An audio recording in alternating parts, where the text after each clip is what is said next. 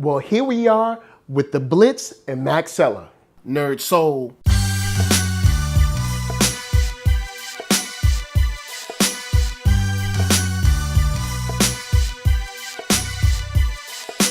Late Ill Kid at OneYoungsta holding it down, bringing that StreetGeek and NERDSoul. What is up, my people, today? Oh yeah, we coming with another wonderful episode of Thumbnails. That's right. We're here on part 2 of what? The review of Voltron. And we're rocking out to season 4, and we're gonna get into episodes 4, 5, and 6. And I know many people might think that one of these episodes isn't worthy of remarking upon, but let's go in and talk about the Voltron Show.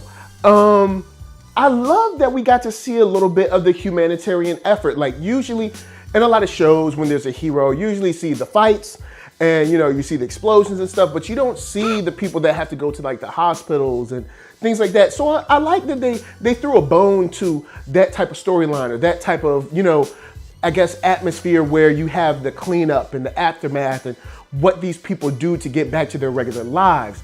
And I also love the fact that this episode was kind of like Space Dandy, where it was just like this weird episode that really didn't have to do with anything, but it also allowed us to have a lot of fun with our characters and find out how they respond to each other in times of great weirdness. Because like from the show changing from how they're acting to, doing flips to making sure you pose every time you do something, there was a lot in there where it was like, okay, we're trying to let our boy have his time, enjoy himself, be able to be like a show manager or whatever. But we gotta kind of rein him in and make him realize like, yo, man, look, we're still Voltron. We still got a job to do. And on the real, I can really respect that. I like the fact that, from Lotor to like Lance and, Pidge or whoever, they were willing to play the part, even though their boy's going crazy. And of course we find out because the earworm or the brain worm or whatever. But I also love the Beebos where it's like, Beebo beep, Beebo, Beebo beep. And like, it was just cool to see them talking to each other because it would be like, Beebo beep, beep, beebo, beebo, Voltron. Beep, beep. So I thought that was cool.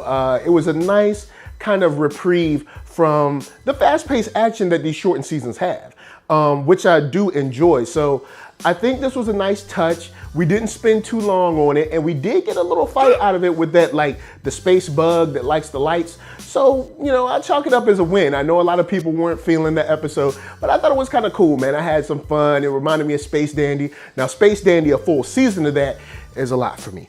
But I did enjoy a couple of episodes from that, show as well. So, I gotta give it some love. I really like the Voltron Show. Now, let's get into the Blitz. The Blitz and, on even to like the last frame really deals with what is the galaxy gonna do now since everybody has stood up and picked sides on what the Gora Empire is doing. And I'm happy with what we got. We have the coalition moving. You got like 3 different parts. You got the Blade of Marmora. They're doing their little mission, and you got Matt with his team and the rebels. They're doing their mission, and you got Voltron's mission going to Maxella. We get some cool space battles. We get some straight up dope knife fight choreography with the Blade of Marmora. I mean, I guess you can't call them the Blade of Marmora unless they sweet, but it's just cool all around, and it's jumping from action to action to action. There's lasers, there's explosions, and I loved it all because we spent the time in last season, season 3, and this season kind of getting everybody together. Getting, you're willing to fight with us, cool. You're willing to fight with us, cool. Even these people, these planets, they're gonna be resistant and everything, and everybody's gonna be pushing back against the Gora Empire. And it was nice to see. It's great to see a plan come together. I love to see a plan come together. So that was fun to see the different areas, how they fought, and what problems they came in. Like the rebels, they had their problems with that asteroid. They were getting picked off crazy when it came to that, that cannon that they were trying to take down. They got killed in droves, and they had to hide behind that big asteroid. You had, of course, the Blade of Marmora getting there a little too late and having to kind of catch up.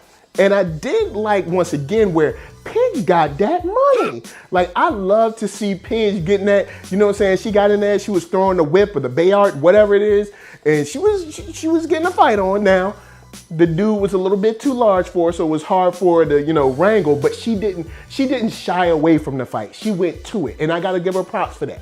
Gotta give her props for jumping up, hitting with the rear naked choke, all that. It was dope. It was super dope, and I'm happy to see Pidge getting in there, getting her hands dirty. It was dope. Now, let's talk about Papa Zarkon. He ain't playing. Like, when Lotor was found on, how should we say, any scanner at all, Zarkon was like, full speed ahead, let's kill him. And honestly, I gotta give them tons of props because I didn't expect anything like that to happen. Like, I did not expect in any way, shape, or form to, you know, get into a fight between Lotor and Zarkon so fast. Now, they didn't fight each other, but just him going after him, you know, actually unloading on him, even to the point where they chased him into like this, you know, star that's about to like explode. It's an unstable star.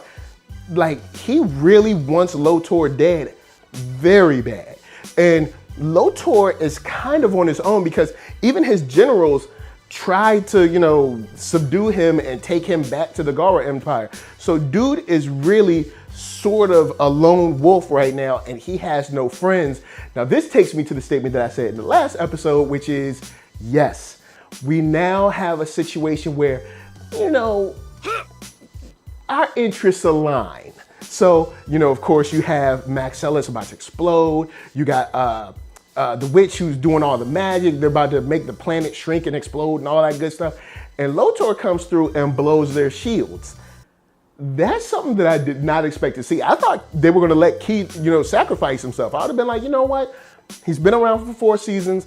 I'm willing to let him pass. That's an earned death. You know what I'm saying? I would have been cool with that. But now Lotor coming into play, I'm very interested to see how this turns around. You know, you got dad versus son, and you got son aligning with people that are trying to take him down, and maybe it all boils down to the fact that Lotor ain't got nobody on his side. But this could work out for the Rebels. It could work out for the Blade. It could work out for Voltron. So guys, I know you've seen the season. Hopefully you binged it, or maybe you just kind of trickled in from the weekend. But holla at me. I'm gonna holla at you. Let's get down in them comments and talk about Voltron. Now we can talk about the whole season. I enjoyed it. I like that we got to get a lot more from Pidge, and we got to build out what Voltron means to these planets. Because usually, you know, Voltron's just saving planets, stopping the Gara Empire. You don't get to see the people and the rebels and stuff that really are affected by, of course, the Gara Empire. So I love that. I love to see Voltron kind of affecting normal, everyday people lives. So, guys, of course, before I bounce, I gotta tell you to hit up ThatNERDSoul.com. That's right, check me out right there. All my videos from the oldest, newest, latest, greatest, and all of that. Then hit up shop.ThatNERDSoul.com and pick yourself up a t-shirt, player. And don't forget to get one for them playettes. Then come back here, like, comment, subscribe, and share that NERDSoul. That's right, there is no better way that I can show people that you like what you are watching. Now, of course, before I bounce, I got to give a shout out to LA, what up? VA, what up? RVA, you got my heart. So please be good to yourselves. Be good to each other. And if you see a glowing orb of magic, just don't touch it. Peace.